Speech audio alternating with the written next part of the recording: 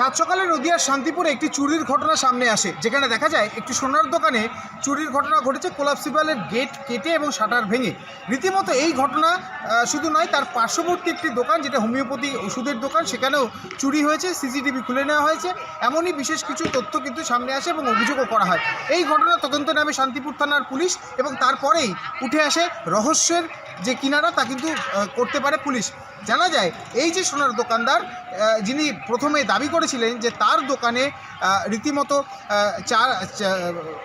400 গ্রাম সোনা, 1.5 কেজি রূপো এবং তার সঙ্গে সঙ্গে 1 লক্ষ টাকা নগদ ক্যাশ তা কিন্তু রীতিমতো চুরি গেছে।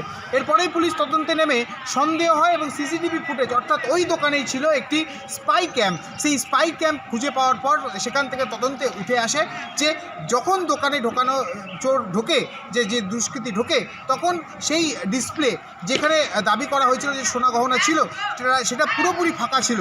এবং তারপরেই এই পরিবারের লোকজন যারা অভিযোগ করেছিলেন, অর্থাৎ এই দোকানের মালিক ক্ষিতীশ পাল এবং তার ছেলে অঙ্কন পাল, তাদেরকে জিজ্ঞাসাবাদ করা হলে ক্ষিতীশ পাল জানান যে গত একদিন আগেই সেই সোনা তিনি দোকান থেকে নিয়ে চলে গিয়েছিলেন বাড়িতে এবং সেখানেই তিনি মজুদ রেখেছিলেন।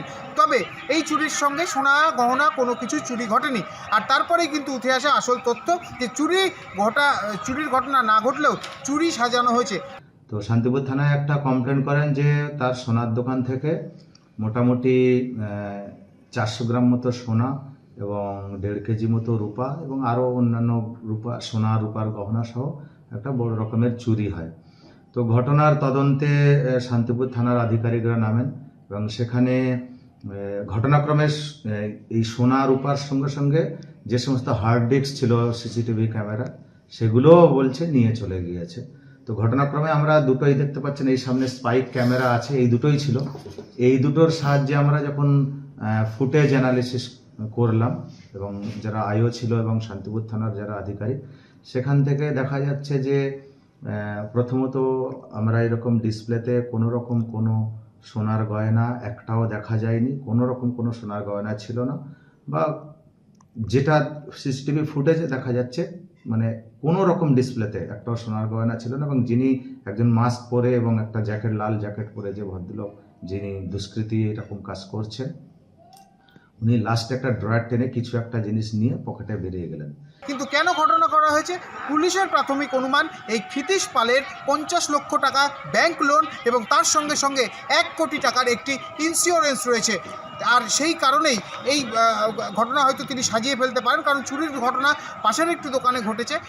তার পরবর্তীতে যেহেতু শাটার ভাঙা বা এই কোলাপসিবল গেট ভাঙা ছিল, সেক্ষেত্রে এই চুরির যে কথা সেটা তিনি বলেছেন।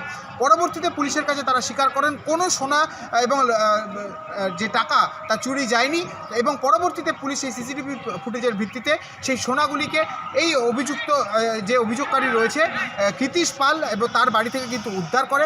উপস্থিত ছিলেন রানাঘাট পুলিশ জেলার অতিরিক্ত পুলিশ সুপার লালটু হালদার এবং শান্তিপুর থানার টিম।